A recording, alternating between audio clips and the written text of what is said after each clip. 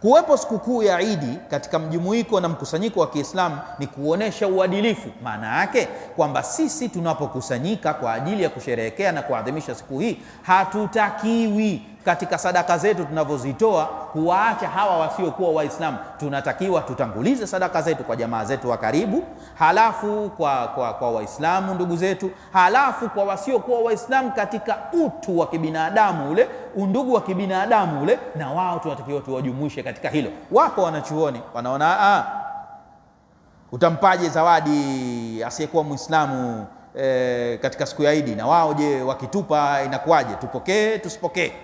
Haya, kuna masala matatu. Suala la kwanza, kuadhimisha sikukuu ni ibada katika Islamu, katika Uislamu. Maana yake sikukuu hizi ni katika kumtukuza Allah. Kwa hivyo sikukuu yoyote kama haina lengo la kumtukuza Allah, basi hiyo katika Uislamu itakuwa mashkuku fihi na haina lengo. Kwetu sisi itakuwa ni kinyume na utaratibu. Moja hilo. Kama kumtukuza, manake wengine wanaofanya sikukuu wana malengo gani? Tunawaachia wenyewe kwanza, tunaweza kugusia baadaye kidogo. Hilo la kwanza.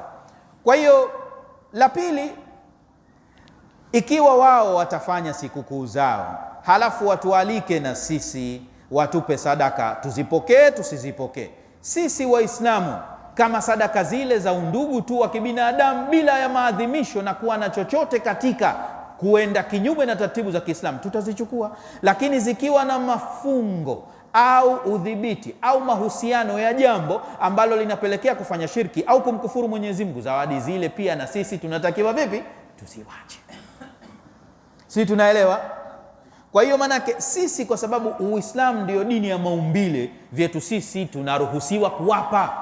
Kwa tutaka kuonesha wao wanaweza kusema na sisi tunalipiza kama mnavyotufanyia hivyo, basi msifungamanishe na jambo katika ibada inayokwenda kinyume na utaratibu wa Kiislamu. Maana yake wewe unaweza ukaletewa ukajisikia muhali, wewe iweke, mwachie yeye aende, afu wewe chukue itoe. Na wala usikichukue kitu katika kukiadhimisha katika, na wakikuona tu wakikujua katika taratibu hizo hapo wala hawakuletei. Jamaa yangu mmoja alikuwa Dar es Salaam, akasema kulikuwa na Christmas. Basi nikaalikwa. Nilipoalikwa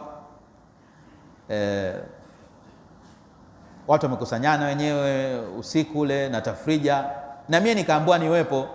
Bahati mbaya mimi nikajisaili, nikajisikia mzito, sikwenda. Basi watu wamekwenda kwenye ile shughuli na nini na nini, wamekaa. Siku ya pili yake bwana, wamenifuata nyumbani, kundi la wafanyakazi, walikuwa tukiwa pamoja, wamekuja wameniletea machupa mengi ya ulevi na nini na nini na zawadi tele. Basi wenyewe wanasema wamefanya surprise. Kwa hivyo wakaja kwa kishindo pale, ngoma na sherehe na nini na kadhalika, wakafurahi. Basi jamaa kaganda.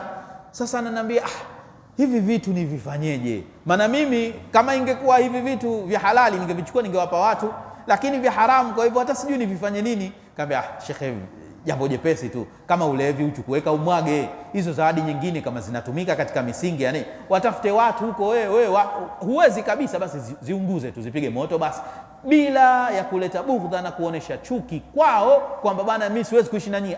Utaonesha chuki katika imani yako kwamba bwana hivi vitu ni kinyume na utaratibu. Wakishajua wamemfanyia mara ya kwanza, mara ya pili, mara ya tatu, hawajampelekea tena, kwa sababu hata mrejesho wake ulikuwa sio ule kwamba huyu mwenzetu anajumuika nasi. Sasa hivi sisi Waislamu wengi kati yetu tumekuwa tunabeba bendera, ikitokea hizo Christmas, ikitokea sijui vipi na nini, maadhimisho yote ambayo, na kwa maelezo mengi yanataja kwamba hizo sikukuu zenyewe ni katika kwenda kinyume na ibada sahihi au dini ya Kiislamu. Kwa hiyo kama mambo yenyewe yanaenda kinyume na tunajua yanaenda kinyume, kwa nini tubakie huko? Kwa hivyo si vitu ambavyo vinaenda sambamba na utaratibu wetu wa Kiislamu. Kwa hivyo kwa maana hiyo haturuhusiwi sisi Waislamu kusherehekea chochote kile ambacho kinaenda kinyume na dini ya Kiislamu. Mtume sallallahu alaihi wasallam